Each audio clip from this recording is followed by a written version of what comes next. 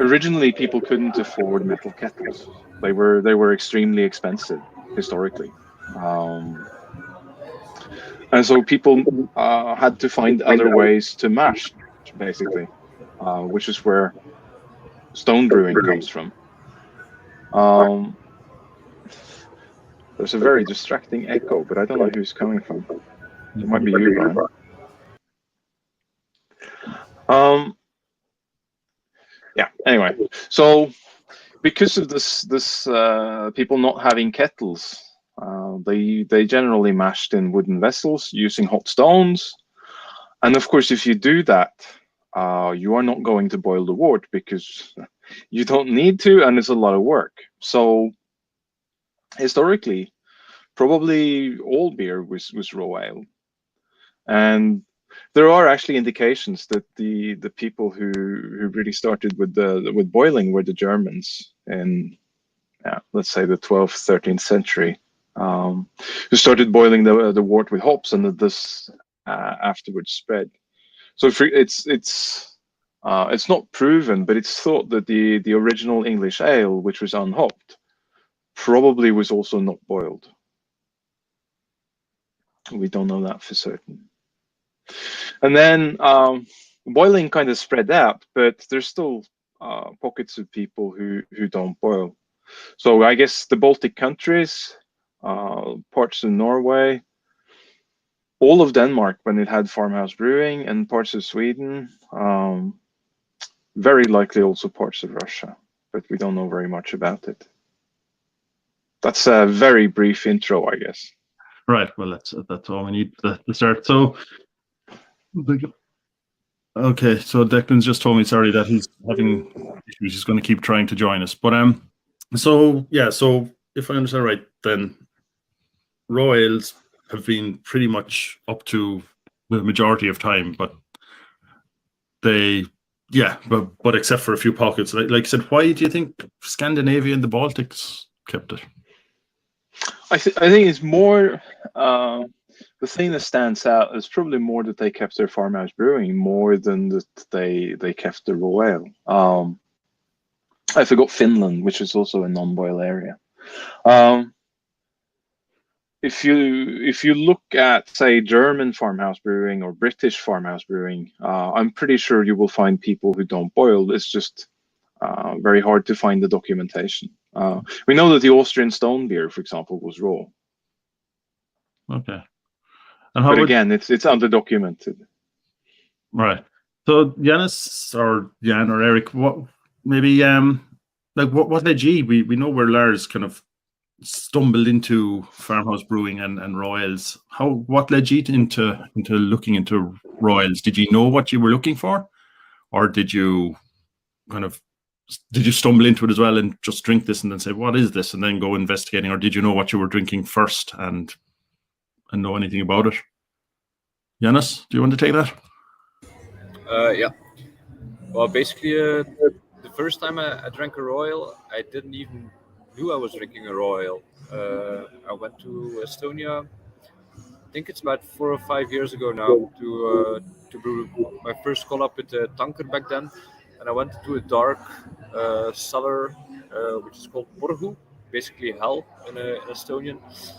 And I drank a beer which I really liked, the mouthfeel a lot. I really liked the yeast profile a lot, and it was called Kodurolo. Didn't know anything about it, and then I did some research on it.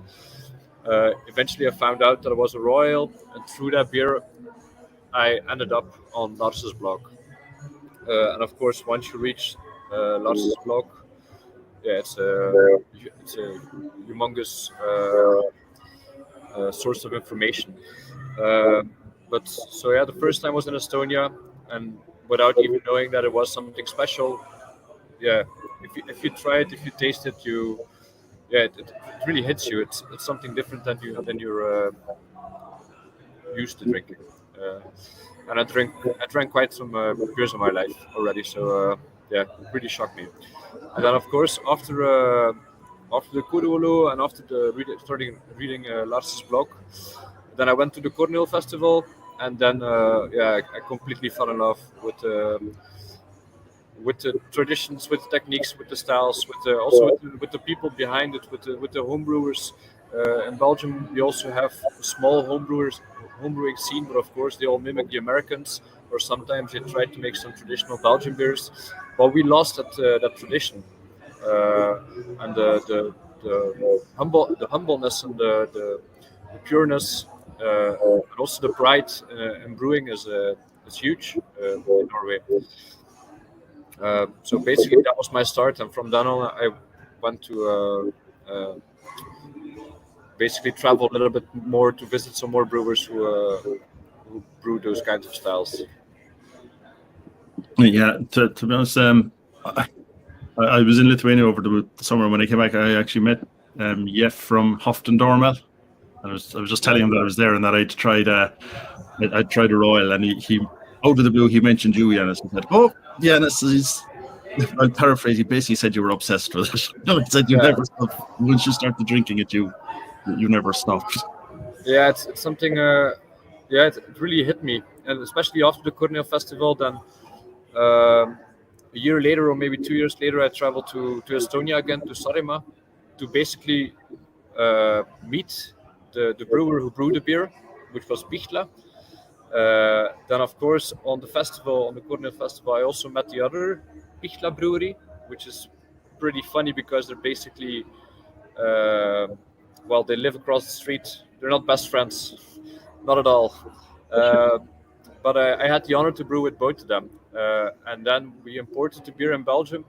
And according to my knowledge, that was the first Kudolo imported in Belgium. And then we did like an honor, basically how do we call it? I think it was, basically we call it Farmhouse Day or something. And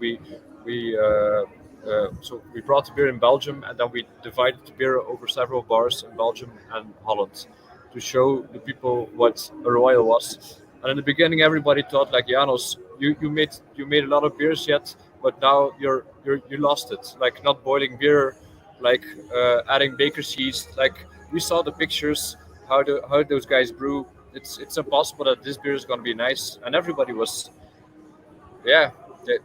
everybody was. How would I say it? Like pleasantly surprised. So and then Corona hit. Like it was actually my idea to do it like on a yearly basis, to travel to a different region and import the style in Belgium and Holland, to let the people know how those styles work and how they taste, because it's so hard to get them here, to ship them fresh. So wintertime is perfect. Well, of course, what's happening now in the world makes it a little bit more difficult to set up a thing. Something.